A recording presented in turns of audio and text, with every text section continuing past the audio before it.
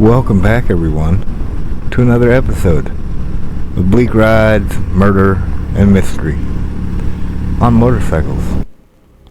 Boy, do I have a doozy of a story for y'all today. Well, to be more accurate, tonight. Doing a little night riding around the streets of Des Moines. Thought it would make a nice backdrop for the story I got for y'all. So without further ado, let's get into it.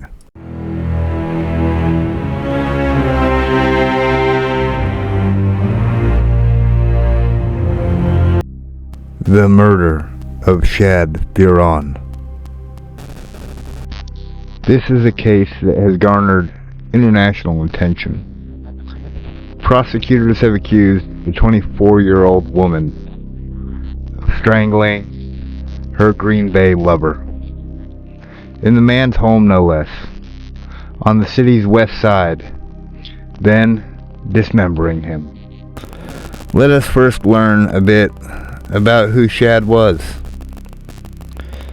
Shad Thyrion, 24, had been a Howard Samico School District and Bayport High School student from 2010 to 2015.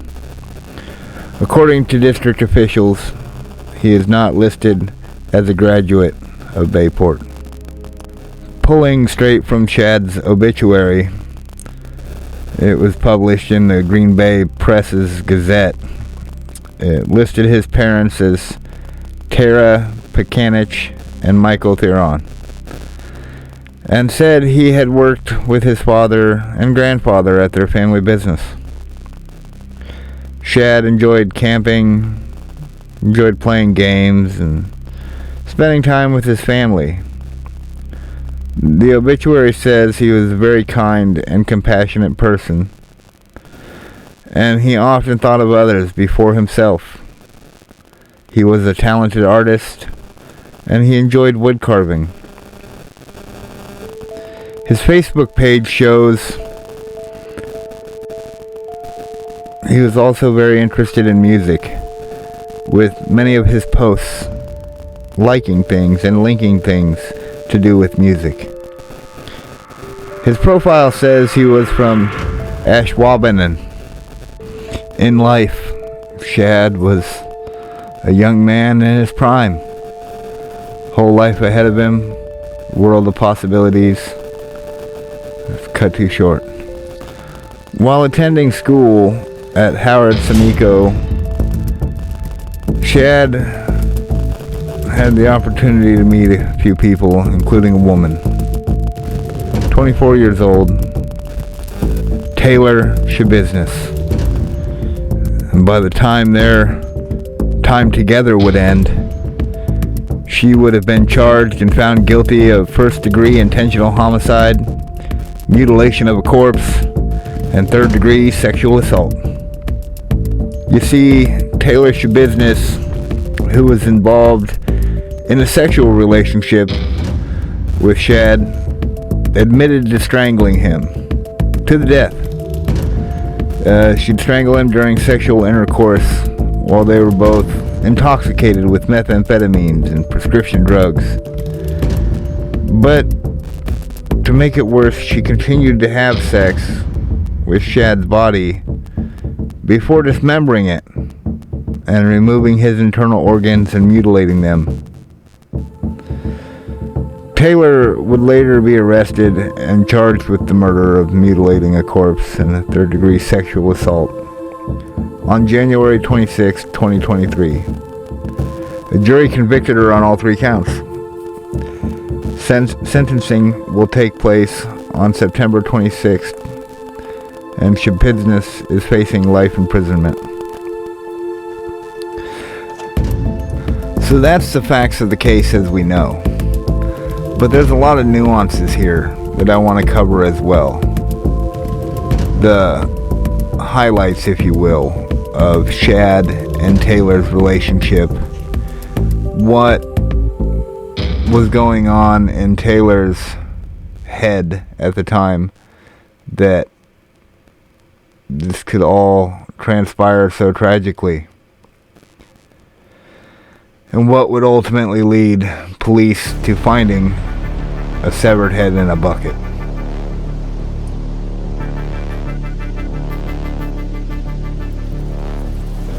On February 21st, 2022, at around 9:30 p.m., Shad was picked up from his mother's house by Taylor.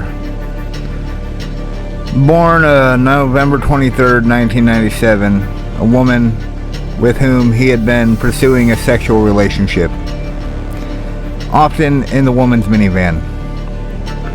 The couple was joined that night by a friend. They went to an apartment on Eastman Avenue and smoked some cannabis. Taylor stated that in her interrogation that she and Shad had also smoked some meth and also injected some trazodone. And at that apartment, after the friend left, the couple then returned to Shad's mother's house. Her and her boyfriend, Steve Hendricks, were away at the time. Shad's mother and her boyfriend. Taylor and Shad had went down to the basement and began engaging in a little foreplay, a little sexual intercourse. Taylor claimed that they had been engaged in asphyxiation rituals prior to the encounters and the occurrence, that they'd also used metal chains and different things for the asphyxiation or choking excitement. Taylor then proceeded to strangle Shad until he started to cough up blood. She continued until Shad was deceased, which took around 3 to 5 minutes. 3 to 5 minutes of him staring back at her as she brutally strangled him with a chain. And after he was dead, Taylor then proceeded to perform oral sex and use sex toys on the body for a few hours. And after that, she then dismembered the body, and the following morning, using knives she found at the house, positioned the body on the bed and beheaded it over a bucket and a storage tote. Mostly the storage tote was used to contain all the blood from the body. And she dumped the blood down the basement shower drain. She also removed Shad's organs, including his penis, placed it in a plastic bag, and the organs in other plastic bags, and put them in the tote. Leading up to the investigation, some 2 days later, on February 23rd of 2022, Shad's mother found her son's head in a bucket in her basement. It had been haphazardly covered with a towel. Later, police would discover Shad's removed penis in the bucket as well. Hendricks, the mother's boyfriend, had called the police, and the police did search the basement and found all this stuff: the human organs, the head in a bucket, the body parts stuffed in plastic bags and cardboard boxes. His torso was discovered in a tote with his dismembered foot placed inside. Additional body parts were also found later in a crock pot. The crock pot was in her minivan. I mean, she just took the body parts and put them everywhere. Everywhere.